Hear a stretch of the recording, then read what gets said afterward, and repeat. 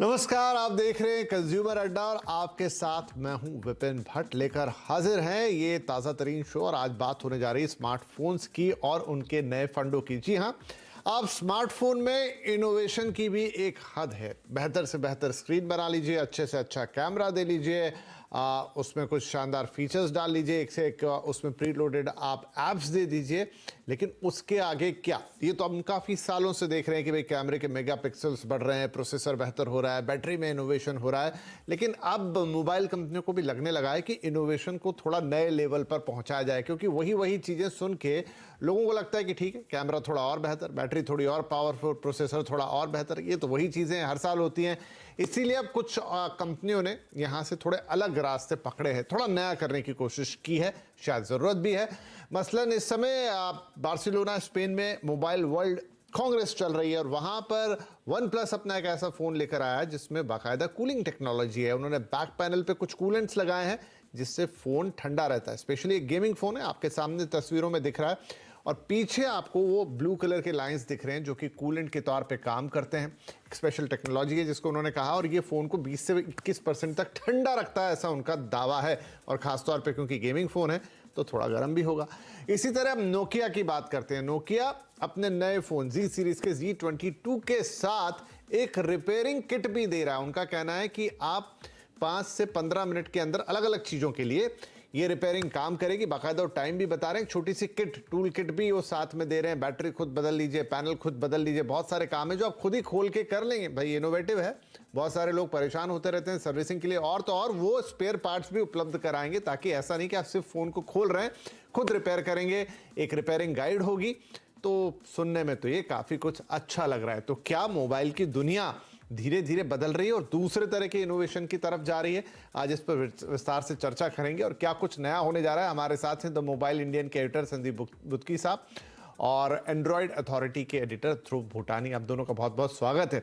तो संदीप जी, जो भी मैंने बोले, चाहे मैं वन प्लस की बात करूं, चाहे नोकिया की बात करूं, कोई टूल किट दे रहा है, कोई कह रहा है कूलेंट लगा दिया है पीछे, क्या अब रूटीन इनोवेशन मतलब स्क्रीन, कैमरा, बैटरी, इनके ऊपर अब कुछ मोबाइल कंपनियां नया सोचने लगी हैं?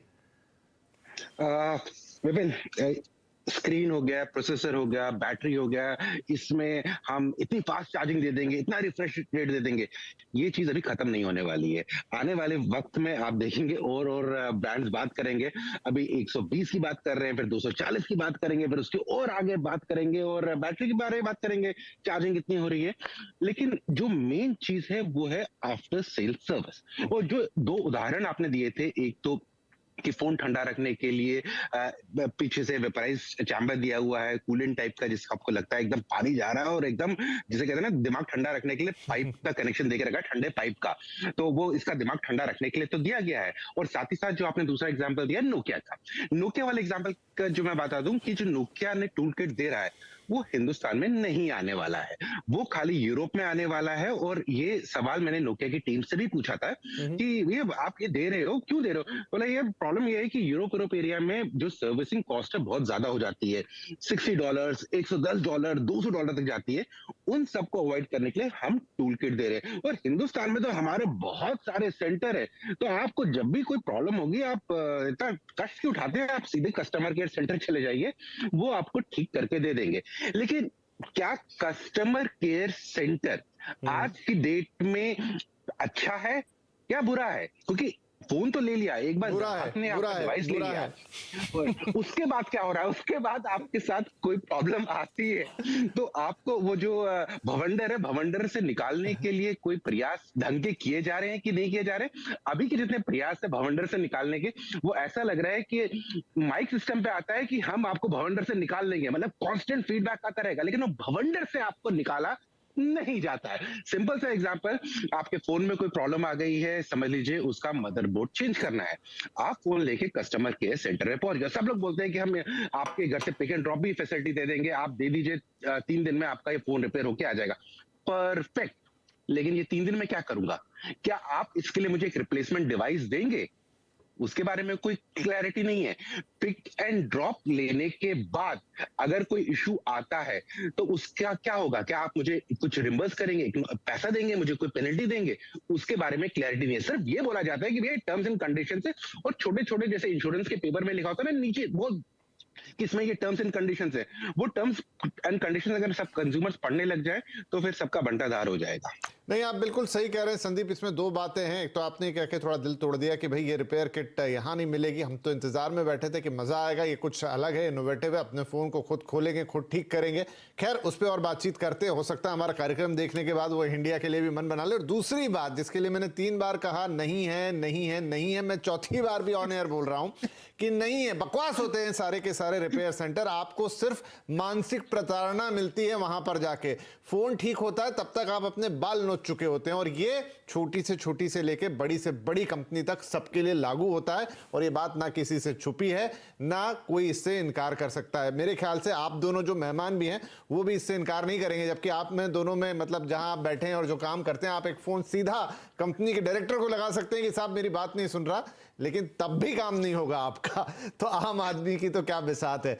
गौरव, माफ कीजिए ध्रुव, ये बताइए कि ठीक है अभी शायद वो हिंदुस्तान में, लेकिन मुझे आइडिया बड़ा एक्साइटिंग लगा है कि आपके फोन को देखिए, आप फोन में एक बहुत बड़ी कोई रिपेयर लगे वो तो शायद एक आम आदमी ठीक नहीं कर पाएगा, लेकिन छोटी मोटी रिपेयर्स वो खुद कर सकता है। और बाकायदा उसके लिए वो कह रहे हैं हम मैनुअल भी देंगे, टूल किट बड़ी शानदार दिख रही है, आप पैनल से लेके बैटरी तक बाकायदा उसका टाइम भी डिफाइन कर रहे हैं। तो मान लीजिए कि उनकी थीम जो भी हो कि भाई मैं ऐसे, जहां सर्विस कॉस्ट महंगी है, सेंटर्स महंगे हैं, हिंदुस्तान में नहीं है, लेकिन भाई हिंदुस्तान में भी आप देंगे तो यहां का आदमी भी उतना ही खुश होगा और शायद इसी वजह से आपका फोन खरीद ले। नहीं सर विपिन, इसकी आई थिंक 2 एस्पेक्ट है। एक तो अगर वो साथ में नहीं भी बंडल कर रहे रिपेयर किट तो कोई बड़ी बात नहीं है। अगर यूरोप में बड़ी एक्सपेंसिव किट है तो यहाँ पे इंडिया में तो 200-300 रुपए में वो किट मिल जाती है, मार्केट में अमेजोन पे भी मिल जाती है, तो उतना कोई प्रॉब्लम है नहीं। आई थिंक इसका एक दूसरा जो एस्पेक्ट है जो आई थिंक अभी तक हमने डिस्कस नहीं किया, वो है सस्टेनेबिलिटी का। एंड ये सारी मूव जो है ये सस्टेनेबिलिटी के लिए आ रही है। यूरोपियन यूनियन ने रूलिंग निकाली है कि बाय 2050 जो है सारे इलेक्ट्रॉनिक्स जो है repairable, fully repairable and reusable होने चाहिए। एंड इसका एक एडवांटेज ये है, जैसे इस फोन का स्पेसिफिकली, कि आपके जितना आप इंटीग्रेटेड इलेक्ट्रॉनिक्स बनाते हैं उसमें ग्लू लगती है बहुत ज्यादा, और जो है सोल्डरिंग इस तरह से की जाती है कि जब आपका फोन खत्म, लाइक आप यूज करके अब नए अपग्रेड लेने के लिए ट्राई कर रहे होते हैं, या आपका फोन खराब हो जाता है, तो अंदर के इलेक्ट्रॉनिक्स को फिर से यूज नहीं किया जा सकता क्योंकि उसको खोलना इतना एक्सपेंसिव पड़ जाता है इवेंचुअली।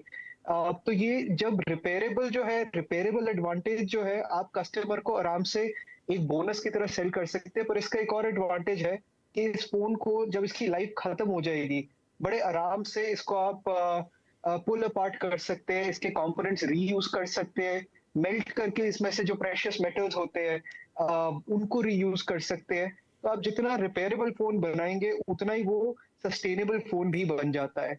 और इनफैक्ट लास्ट ईयर एप्पल ने भी अपना ये प्रोसेस शुरू किया था। एप्पल ने भी जो है अब कंपोनेंट सेल करने शुरू कर दिए हैं, किट वो सेल करते हैं, रेंट पे देते हैं अपना फोन रिपेयर करने के लिए। पर उसका बाय प्रोडक्ट जो है वो ये है कि आपका फोन सस्टेनेबल हो गया, उसको खोलना बहुत आसान हो गया है, और उसके कंपोनेंट्स जब आपके फोन की लाइफ खत्म हो गई तो उसके कंपोनेंट्स निकाल के रीयूज करना आसान हो जाता है। मुझे तो भी ये लगा कि अगर आप वो सबसे बड़ा एडवांटेज आप एक रिपेयरेबल फोन दे रहे हैं तो अंदर से बहुत जटिल तो नहीं हो सकता। आप भले ही उसके साथ एक गाइड भी दे रहे हो, लेकिन आपको अंदर से ऐसा बनाना पड़ेगा कि काम व्यक्ति गाइड पढ़ के उसको खोल सके, वापस लगा सके। तो वो सस्टेनेबिलिटी वाला पॉइंट बिल्कुल सही है। मुझे याद पड़ता है संदीप की बिल्कुल same to same guideline Hindustan में भी चल पड़ी है, उन पर बातचीत हो रही है, जिसको आप कहते हैं राइट टू रिपेयर। शायद आपके साथ ही मैंने शो किया भी था कि आपको राइट टू रिपेयर मिलेगा, यानी कंपनियों को ऐसी चीजें बनानी पड़ेगी। उसमें इतना तो नहीं जाता कि आप खुद ही उसको ठीक कर सकें, लेकिन उसमें यह था कि हाँ आपको एक रिपेयरिंग गाइड देनी होगी, कुछ बेसिक चीजें व्यक्ति खुद कर सके,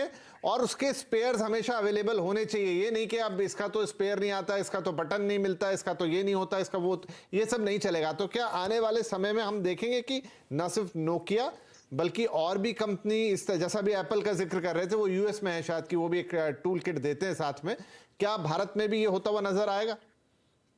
विपिन, अभी इस पॉलिसी पे सुगबुगाहट चल रही है भारत में, इस पे विचार विमर्श किया जा रहा है, लेकिन अगर ये पॉलिसी नहीं आए, उसके बावजूद अगर ना कोई गवर्नमेंट इंप्लीमेंट ना करे, लेकिन एक कंपनी का दायित्व हमेशा रहेगा कि अगर वो प्रोडक्ट कोई मार्केट में लाता है तो उसके स्पेयर पार्ट मार्केट में होने चाहिए। जब तक वो प्रोडक्ट मार्केट में बिक रहा है, चाहे वो प्रोडक्ट कंपनी ने डिस्कार्ड कर दिया हो, जैसे हम बहुत सारे मॉडल्स ऐसे देखते हैं कि इस साल लॉन्च हुए, अगले साल वो पूरी सीरीज ही गायब हो जाती है, उसके बावजूद भी कंपोनेंट्स रहने चाहिए। ये एक चीज है जिसका रिस्पॉन्सिबिलिटी ब्रांड्स को लेनी पड़ेगी।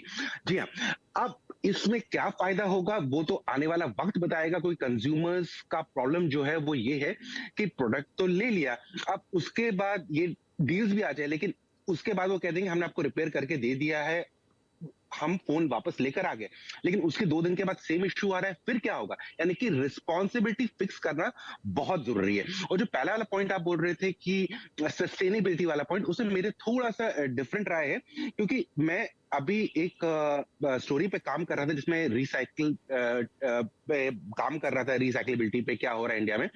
उसमें जो कंपोनेंट्स मोबाइल से निकलते हैं काफी कम निकलते हैं, लेकिन प्रेशियस एलिमेंट्स होते हैं। उसके अलावा एक और सेगमेंट है जहां पर बहुत ज्यादा एलिमेंट्स निकलते हैं, लेकिन अभी तक उसको टैप ढंग से नहीं कर पा रहे हैं, वो बैटरी। फोन की बैटरी नहीं, बड़ी कार वाली बैटरी, अभी तक उसमें भी हम इंडिया में ढंग से नहीं कर पा रहे हैं। जो मटेरियल निकल रहा है हम उसे वापस इकोसिस्टम में नहीं डाल पा रहे हैं। वापस इकोसिस्टम का मतलब है नई बैटरीज बनाने में डाल नहीं पा रहे हैं इंडिया में। तो मेरे ख्याल से एक ओवरऑल होलिस्टिक जब गवर्नमेंट की तरफ पुश आएगा कि बैटरीज का रिसाइकलिंग या फोन्स की रिसाइकलिंग में और पुश करना है, और जो खासकर इससे मुझे लगता है जिसका मेजर योगदान आएगा वो आएगा मेक इन इंडिया का। क्योंकि जो मेक इन इंडिया जो पुश आ रहा है कि हम हिंदुस्तान में ही डिवाइसेस बना रहे हैं, असेंबल कर रहे हैं अभी, तो उन चीजों में ये जो स्पेयर पार्ट्स निकलेंगे, जो भी जो मेटल्स निकलेंगे फोन से, जो भी एलिमेंट्स निकलेंगे, उनको रीयूज करना आसान होगा। पहले ये मुश्किल था, क्योंकि पहले ये जो भी सामान निकलता था ये या तो ताइवान जाता था या फिर चाइना जाता था, वो लोग रीयूज करते थे। लेकिन बहरहाल अभी का सीन ये है कि सर्विस सेक्टर में इंडिया में लेबर चीप है, तो आप लेके चले जाए ठीकर वाली जो ज्यादा बेहतर रहेगा। क्योंकि अभी भी बहुत सारे, मैं जितने भी यूजर्स को जानता हूं, मैं एवरेज यूजर की बात कर रहा हूं, जो से 30-35 हजार रुपए के बीच में डिवाइस खरीदते हैं, वो अभी भी कभी भी अपना फोन का मैनुअल खोल के नहीं पढ़ते हैं कि इसमें फीचर्स क्या क्या है। कोई प्रॉब्लम आती है या तो दोस्तों से पूछ लेंगे, या यूट्यूब पे देख लेंगे, या गूगल सर्च करके जो भी गूगल बाबा आंसर दे देगा उसको फॉलो कर लेंगे। इसका भी मैनुअल ढंग से नहीं पढ़ा अगर उनने, तो फोन डैमेज हो जाएगा। उसके बाद उनको वहां से प्रतिक्रिया मिलेगी सर्विस सेंटर में जाने के बाद, आपने इसको गलत ढंग से खोला है, तो आपकी अब इसमें वारंटी खत्म हो चुकी है। तो बेटर है जो एग्जिस्टिंग सिस्टम है उसी को स्ट्रेंथन किया जाए, क्योंकि इंडिया का कंपैरेटिवली यूरोप और यूएस के कंपैरिजन में सर्विस का कॉस्ट कम है। अगर स्पेयर पार्ट के दाम भी कम हो रहे हैं तो सर्विस थोड़ी और कम हो जाएगी, कम जेब ढीली होगी। बस थोड़ी सी क्वालिटी और सुधरे सर्विस की। खैर चलिए, हमने सब्जेक्ट से इधर काफी सारी बातचीत कर ली, हालांकि ये भी बड़ी इंपॉर्टेंट जरूरी थी, क्योंकि यही तो बातें हैं, यही तो प्रॉब्लम्स हैं जिनसे हम 2-4 होते रहते हैं लगातार। लेकिन मैं वो इनोवेशन वाले पॉइंट पे फिर से आता हूं। तो ध्रुव, क्या मैं ये अक्सर मेरे मन में सवाल आता है कि एक मोबाइल में क्या इनोवेशंस के अब एक लिमिट आ गए हैं? मतलब आप उस डिवाइस में क्या नया करेंगे, उसमें उसी चीज को आप हर साल इंप्रूव कर रहे हैं, लेकिन कुछ ब्रेक थ्रू नया नहीं आ रहा। ज्यादा से ज्यादा फोल्डिंग, और टू बी वेरी ऑनेस्ट मुझे वो फोल्डिंग वाला फंडा कुछ बहुत आकर्षक नहीं लगता। आपने फॉर अ चेंज बना जरूर दिया एक फोल्डिंग फोन, लेकिन वो कोई ऐसी खास चीज है नहीं, बल्कि मुझे वो ज्यादा फ्रेजाइल सा लगता है। ऐसा लगता है पता नहीं टूट ना जाए। आप सही कह रहे हैं विपिन। आई थिंक इनोवेशन तो हो रहा है फिर भी, पर परफॉर्मेंस वाइज जो है एक थोड़ा सा मतलब हम एक पीक पॉइंट पे आ गए हैं जहाँ पे कस्टमर को पिछले साल के फोन और इस साल के फोन में परफॉर्मेंस वाइज ज्यादा कोई फर्क दिखेगा नहीं। पर जो चेंजेस आ रहे हैं अब, जैसे बैटरी टेक्नोलॉजी पे काम हो रहा है, एनर्जी डेंसिटी इंक्रीज जैसे धीरे धीरे हो रही है, पर उस वो जब तक हम उस लेवल पे नहीं पहुंच जाते, इसके लिए हम चार्जिंग स्पीड्स को इम्प्रूव कर रहे हैं। कूलिंग सोल्यूशन जैसे आपने बात किया ओप्पो का, काफी इंटरेस्टिंग है, कॉन्सेप्ट है। मार्केट में लाना ये थोड़ा मुश्किल है, क्योंकि शायद इंडिया जैसी गर्म मार्केट में ना, जिस फोन में लिक्विड चल रहा है, वो इतना शायद सक्सेसफुल ना रहे। पर कैमरा टेक्नोलॉजी पे भी काम हो रहा है, मिनिचराइजेशन हो रही है, और इस साल फोल्डेबल से ज्यादा रोलेबल फोन्स और रोलेबल टेक्नोलॉजी काफी इंटरेस्टिंग आई है। फोल्डेबल फोन्स के बीच में फिर भी क्रीज आ जाता है, जो प्रॉब्लम रोलेबल फोन्स में नहीं होगी, और वही टेक्नोलॉजी अब लैपटॉप्स पे भी देखने को मिल रही है। तो रोलेबल फोन्स क्या हुए ध्रुव? क्या मतलब, मैं समझा नहीं, क्या आप उसे रोल कर पाएंगे रोटी की तरह?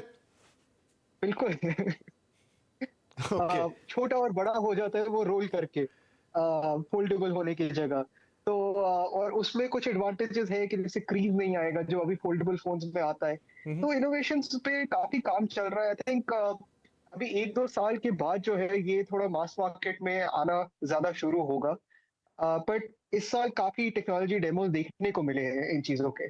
ठीक है जी, तो चलिए, ये बात नहीं पता चली, हमारे दो दिग्गज धुरंधर लोग जो बता रहे कि कैसे क्या कुछ नया हो रहा है सस्टेनेबिलिटी से लेकर, हमने रोलेबल फोन तक की बात की। और एक छोटा ब्रेक यहां पर लेंगे, लेकिन ब्रेक के बाद इस बातचीत को थोड़ा और आगे बढ़ाएंगे कि इन दिनों चैट जीपीटी की बड़ी चर्चा है साहब। तो चैट जीपीटी है क्या? वो तो एक आर्टिफिशियल इंटेलिजेंस का टूल है, फीचर है, उसमें बहुत सारे आर्टिफिशियल इंटेलिजेंस के। तो क्या अब हमारे मोबाइल फोन में भी एआई के जरिए कोई क्रांति होगी कि ठीक है आपका ये डब्बा जो दिख रहा है हार्डवेयर ये तो ठीक है, लेकिन अब इसमें कमाल कुछ दूसरे होंगे अंदर से, क्या उसकी संभावना है? दोनों एक्सपर्ट से जानेंगे छोटे से ब्रेक के बाद। तो स्मार्टफोन के नए फंडे में बात तो शुरुआत हमने की थी कि भाई नोकिया फोन ला रहा है जिसमें रिपेयर किट देगा, उसी तरीके से उसकी यूएसपी बनेगी और कुछ कूलेंट वाले फोन बाजार में। तो कुल मिला के बात हो रही कि कैसे इनोवेशन होगा। थोड़ी बहुत बात हमने यहाँ पर सस्टेनेबिलिटी की भी कर ली, और क्या रिपेयरिंग वाला जो एक बहुत बड़ा पेन पॉइंट होता है, फोन तो हम महंगे से महंगे खरीद लेते हैं लेकिन जब उनमें कुछ प्रॉब्लम हो जाती है तो वो सबसे ज्यादा बड़े पेन्स हमारे लिए बन जाते हैं और अच्छे फोन की जो खुशी होती है वो जाती रहती है। वो हमने बात की और साथ में अब इनोवेशन पे बात चल रही है। तो संदीप जी ये बताइए, जैसे ध्रुव ने हमें बताया रोलिंग फोन्स की बात, आपके जहन में ऐसा कोई इनोवेशन आपकी जानकारी में? और साथ ही ये जो मैंने कहा था कि एआई, अब एआई जिस तरीके से जिस तेजी के साथ जिंदगी में एंट्री की तैयारी कर रहा है, ऑलमोस्ट कर ही लिए उसने, क्या हमारे मोबाइल फोन्स में भी उसका कोई बड़ा रोल होने वाला है? विपिन बिल्कुल। और जैसे आपने बताया कि सबसे पहले बोला था कि मतलब एक सैचुरेशन जो आने लग गया है, वो सैचुरेशन वर्ड यूज करके ना मेरे को वो यूपी की वो मशहूर चाय, खड़ी चाय, वो याद आ गई कि चीनी तब तक डालते रहे जब तक चम्मच खड़ा हो जाए। तो फिलहाल अभी चम्मच खड़ा हो चुका है, अब देखना है कि कब बड़ा करना है या फिर नई चाय बनानी पड़ेगी। तो फिलहाल नई चाय बनाने की तरफ लोग सोच रहे हैं, और इस नई चाय में क्या क्या चीजें रहेंगी उसके बारे में फोकस किया जा रहा है। और कैमरा और बैटरी टेक्नोलॉजी एक है जिसपे काफी ज्यादा काम हो रहा है। डिस्प्ले पे पैरेलली काफी काम चल रहा है। डिस्प्ले का काम ये है कि काफी टाइम से बहुत सारी चीजें बन रही हैं, प्रोटोटाइप में दिखाई जा रही है पिछले 2-3 साल से। रोलेबल भी अभी का नहीं है, ऑलमोस्ट 2 साल पहले भी इसका प्रोटोटाइप दिखाया गया था कि ऐसा हो सकता है, लेकिन अब वो मार्केट में दिखने लगी है। मास यूज के लिए अभी इतना यूज नहीं हो रहा है। लेकिन जैसे आपने एआई की बात की, तो एआई ऐसी चीज नहीं है कि स्मार्टफोन इंडस्ट्री यूज नहीं कर रही है, काफी टाइम से यूज कर रही है। और आई थिंक ध्रुव मुझे करेक्ट कर सकता है कि अगर मैं गलत बोल रहा हूँ। मुझे याद है कि बीच में तो चलन हो गया था कि जो भी फोन के पीछे कैमरा मॉड्यूल होता था उनके नीचे लिखा होता था एआई कैमरा। एआई दिखाते थे कि भैया ये एआई बेस्ड कैमरा है, आर्टिफिशियल इंटेलिजेंस यूज करके इस कैमरा में जब भी आप पिक्चर ले रहे हैं, सीन डिटेक्शन होता है, सीन डिटेक्शन में उसका यूज हो रहा है, कलर टेम्परेचर क्या रहेगा उसके लिए यूज होता है, फोकसिंग के लिए यूज होता है, और आपकी जो पिक्चर है उसमें चार चांद लगा दिया जाए तो उसमें काफी यूज होता था कैमरा में स्टार्टिंग फेज में, और अभी भी यूज होते जा रहा है। उसके बाद अगर आप सेकंड फेज में बात करें तो सेकंड फेज में जो हम एआई का यूज देखने लगे थे अपने फोन में, वो देखने लगे थे हम बैटरी में, बैटरी मैनेजमेंट में, यानी कि कंज्यूमर के बिहेवियर को स्टडी करके बहुत सारे ऐपों को कह दिया जाता है भैया आप सोने के लिए चले जाए, सोने का टाइम हो गया, आपका कोई यूज नहीं है। या कुछ ऐसे एप्लीकेशंस जो आपके फोन में आप यूज ही नहीं करते हैं लेकिन बैकग्राउंड में चल रहे हैं, उनको भी किल करने के लिए भैया तुम्हारा कोई काम नहीं, तुम रेस्ट इन पीस करो क्योंकि तुम फोन की बैटरी खा रहे हो। इन सब में एआई यूज हो रहा था। अब इसके अलावा जो आपके रिकमेंडेशंस आते हैं फोन में बहुत सारे कि अच्छा आप ये कंटेंट है ये देख लीजिए वो देख लीजिए, उसमें भी एआई यूज होता है आपको रिकमेंड करने के लिए कि आपके बिहेवियर आप क्या देख रहे हैं, क्यों देख रहे हैं, तो उस हिसाब से वो कंटेंट कंज्यूमर की तरफ या यूजर की तरफ पुश किया जाता है। सो एआई काफी यूज हो रहा है। और जो आपके मैसेजिंग पैटर्न्स होते हैं, जो आप मैसेज कर लिखते हैं अपने चैट विंडो में, उसकी जो वर्ड प्रेडिक्शन होती है उसमें भी न्यूरल नेटवर्क यूज होता है, यानी कि लैंग्वेज को यूज किया जाता है, एआई को यूज किया जाता है समझने के लिए कि आप क्या लिखना चाहते हैं, क्यों लिखना चाहते हैं। तो एआई यूज हो रहा है। कैमरा में बढ़ चढ़ के बोला गया है, बैटरी में बढ़ चढ़ के बोला गया है कि हम यूज कर रहे हैं। बाकी जगहों पे ज्यादा हल्ला नहीं मचा रहे हैं कि हम एआई यूज कर रहे हैं, लेकिन यूज कर रहे हैं क्योंकि वो इतना स्ट्रॉन्ग सेलिंग पॉइंट नहीं बनता है। कैमरा का बनता है कि आप इस टाइम पे थोड़े से चेहरा इतना साफ नहीं आ रहा है तो आप एआई यूज कर लीजिए, आप एकदम ऋतिक रोशन बन जाएंगे। तो वो एक अच्छा मार्केटिंग चीज बना रही है। दूसरा क्या क्या, और वो जो कब्जी वाला एक ऐड आता था ना टीवी पे कि क्या आप कब से हैं परेशान, लीजिए कायम चूरन, तो इसीलिए क्या आप अपने फोन की बैटरी से हैं परेशान, तो आपके लिए है परफेक्ट सोल्यूशन एआई, जो आपकी बैटरी को ज्यादा लंबा चढ़ाएगा।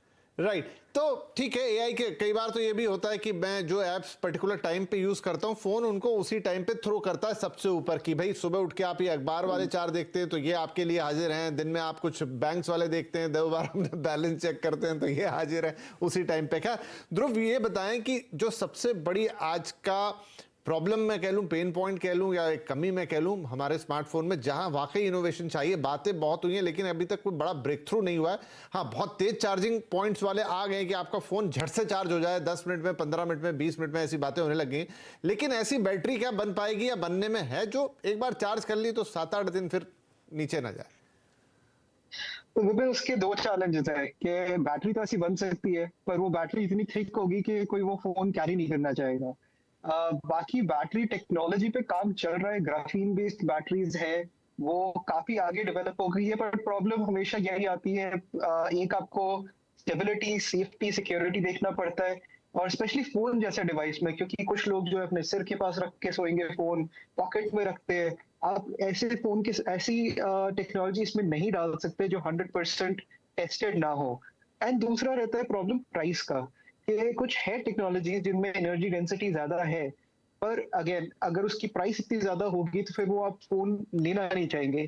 तो ये 2-3 साल में होपफुली इस पॉइंट पे हम पहुंच जाएंगे कि बैटरी टेक्नोलॉजी इतना एडवांस हो जाए कि 6-7 दिन तो नहीं, पर 2 से 3 दिन आप आराम से फिर भी यूज कर सकेंगे विदाउट तो बहुत बढ़िया है, without increasing the size of the. हाँ, हम तो सोच रहे हो नोकिया वाला जमाना लौटे कि भाई 6-7 दिन तक फोन पता चला कुछ हो ही नहीं रहा, रखा हुआ है और कोई चार्जिंग की जरूरत नहीं। एट लास्ट संदीप भाई क्विकली एक लाइन में आपको आंसर करना होगा। देखिए, सब सारी उम्मीदें कर रहे हैं और हमारे फोन जो हैं वो एक बाइक की कीमत पे तो पहुंच गए हैं, कार की कीमत पे कब पहुंचने वाले?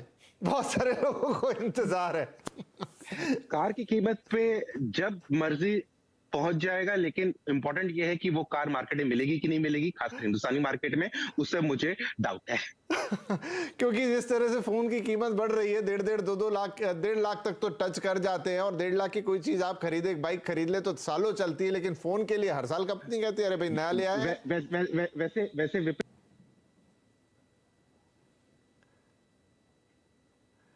यूज करेंगे जो गोल्ड प्लेटेड है, ज्यादा ही महंगे हैं। हाँ, अब वही वाली बात है कि फिर गोल्ड और हीरे जड़ित फोन जैसे घड़ियां आती हैं वैसे आ जाएं। खैर एनीवेज, काफी अच्छी बातें रही हैं आज की, क्योंकि मोबाइल की दुनिया में बहुत कुछ होता रहता है जो डे टू डे पे शायद हम उतना जान नहीं पाते, समझ नहीं पाते, चीजें आके निकल जाती है। एक बार आपने नया फोन ले लिया फिर आप थोड़ा उस वर्ल्ड से कट जाते हैं, थोड़ा बहुत देखते रहते हैं, लेकिन क्या नया है जानना जरूरी है।